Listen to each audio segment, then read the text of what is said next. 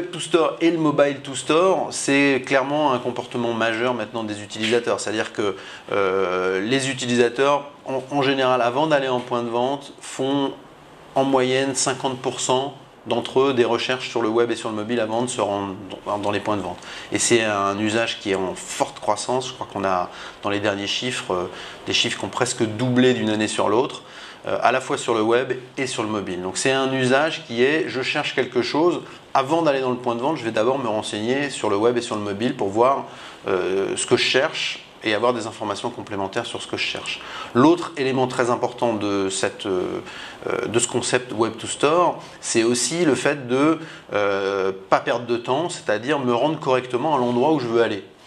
Et donc ça, c'est surtout une recherche de géolocalisation, de points précis. Je cherche le magasin, je veux trouver l'adresse du magasin et je veux m'y rendre, je veux savoir s'il est ouvert ou pas. Voilà, globalement la recherche. Et une autre info par rapport à ça, c'est Google qui dit que globalement, une recherche sur 5 sur le web est géolocalisée, c'est-à-dire que c'est une recherche qui fait je cherche quelque chose plus une ville, je cherche quelque chose plus un lieu, et donc on est bien dans une recherche locale, géolocalisée, et c'est une recherche sur 2 sur le web mobile qui est géolocalisée. Il y en a beaucoup. On va dire qu'il faut essayer de prioriser. C'est-à-dire que si on est à un point de vente et qu'on veut essayer de mettre en place une stratégie Web to Store, il faut prioriser. Et pour nous, la priorisation, c'est d'abord de trouver des solutions pour faire venir les clients en point de vente et puis pour les faire revenir. Voilà globalement les deux sujets sur lesquels on essaie de trouver des solutions avec le Web to Store. Faire venir des gens en point de vente, c'est faciliter la vie d'un utilisateur quand il cherche un point de vente. Et donc ça, c'est vraiment lié au fait qu'on va essayer de géolocaliser correctement les points de vente et trouver le chemin d'accès le plus simple possible pour l'utilisateur. Et donc, ce chemin d'accès, il est à la fois lié à un point GPS, un endroit où se trouve le point de vente. Et donc, évidemment, il faut correctement géolocaliser tous ces points de vente. Et quand on a un réseau de points de vente, c'est pas si simple. Si on a des centaines de points de vente, faire en sorte que tous ces points de vente soient correctement géolocalisés pour l'utilisateur, c'est pas facile. Mais après, il faut y ajouter des informations additionnelles, des informations enrichies, évidemment les horaires d'ouverture, l'adresse exacte, les parkings, les informations associées et pourquoi pas les informations promotionnelles. Si je vais dans ce point de vente, j'aurai telle ou telle information promotionnelle en plus.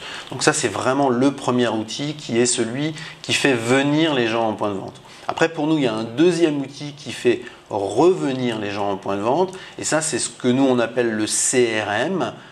Et on utilise beaucoup le SMS ou l'email pour, à partir du moment où les gens se sont inscrits à un programme de fidélité, les inciter à revenir en leur envoyant des informations promotionnelles, souvent via SMS, mais aussi via email.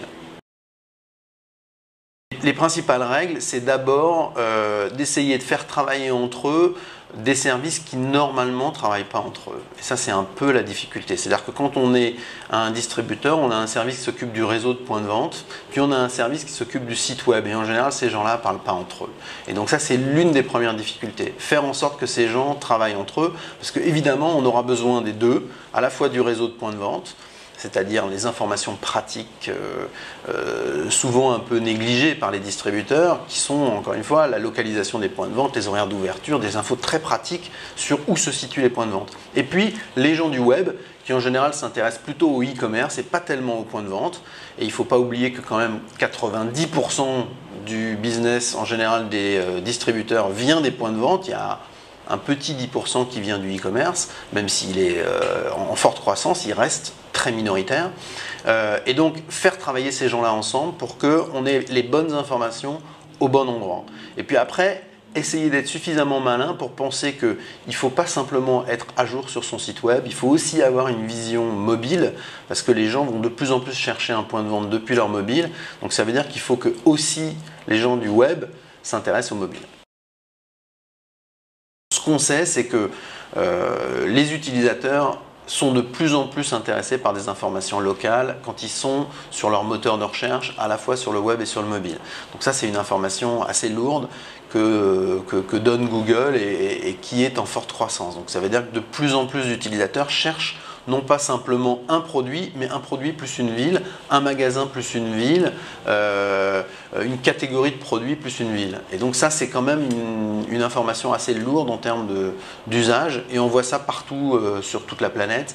Et Google insiste beaucoup sur ce sujet. Après, la deuxième tendance, c'est l'usage du mobile. On ne peut pas oublier que l'usage du mobile est en forte croissance. On a aujourd'hui plus d'un tiers de la population qui est équipée de smartphones, 100% de la population qui est équipée de mobile. Et donc on a un usage très fort du mobile et une grande partie des usages mobiles, je le disais tout à l'heure, c'est chercher quelque chose autour de soi, trouver des informations autour de soi. Donc c'est encore plus important que sur le web. Donc ça, je pense que c'est un cercle vertueux, c'est-à-dire que les gens qui cherchent sur le mobile cherchent autour d'eux et ils se rendent compte que quand ils vont chercher sur l'internet fixe, ils vont aussi avoir la possibilité de chercher autour d'eux. Donc il y a une sorte de spirale qui fait que de plus en plus on cherche des choses autour de soi. Une autre information, c'est essayer de gagner du temps, et ça c'était ce que promettait le web à ses débuts, et ce que continue à promettre le web dans cette logique de web to store, c'est-à-dire ne pas perdre du temps à trouver le magasin qui nous intéresse, ne pas perdre du temps à trouver le produit qui nous intéresse, faire des économies en évitant les frais de port et en allant directement chercher son produit en point de vente. Voilà, il y a tout un tas de phénomènes qui sont quand même assez importants, et notamment le phénomène qui permet de trouver le produit en point de vente et éviter les frais de port pour certains sujets qui sont souvent sensibles, ou simplement parce qu'on est pressé. Bon, c'est aussi une tendance qu'on observe chez beaucoup de marchands. On essaie de trouver des solutions pour les distributeurs, on s'adresse aux distributeurs, on s'adresse aux gens qui ont des points de vente, et on leur dit le digital peut vous aider à créer du trafic en point de vente. Voilà ce qu'on leur dit. Et donc on leur dit aussi implicitement, vous dépensez beaucoup d'argent pour faire venir des gens en point de vente, vous dépensez beaucoup d'argent en général dans du papier qui est souvent déposé dans des boîtes aux lettres. Il faut continuer ça parce qu'on sait que ça a une efficacité, mais on sait aussi que c'est une efficacité décroissante et qu'une partie de ce budget dépensé dans les prospectus peut passer dans le digital. Et donc on propose nous aujourd'hui deux choses. La première qui est d'aider les points de vente à référencer l'ensemble des zones de distribution, l'ensemble des points de vente et des magasins présents sur le réseau, sur le web et sur le mobile.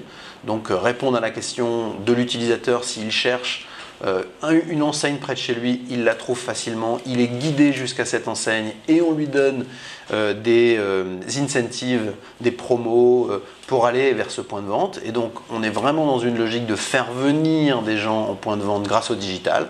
Et donc on répond à la même problématique que le prospectus, mais via un outil digital. Ça, c'est le premier sujet. Et le deuxième sujet sur lequel on intervient, c'est associer aux éléments de fidélité, et notamment souvent à la carte de fidélité, des actions digitales pour faire revenir les gens en point de vente. Et donc, par rapport à des actions que l'on mène en ce moment sur certains clients, on envoie des SMS à des porteurs de cartes de fidélité pour les faire revenir en point de vente à l'occasion d'opérations promotionnelles, à l'occasion d'opérations personnelles, ça peut être les anniversaires, les fêtes des pères, enfin bref, il peut y avoir tout un tas d'opérations, mais on essaie de faire en sorte que ces opérations s'adressent à ceux qui ont des cartes et donc qui sont déjà connus du distributeur. Et grâce à ces cartes, on est capable de faire de la mesure très précise pour savoir si oui ou non l'action a eu un impact sur les ventes en magasin.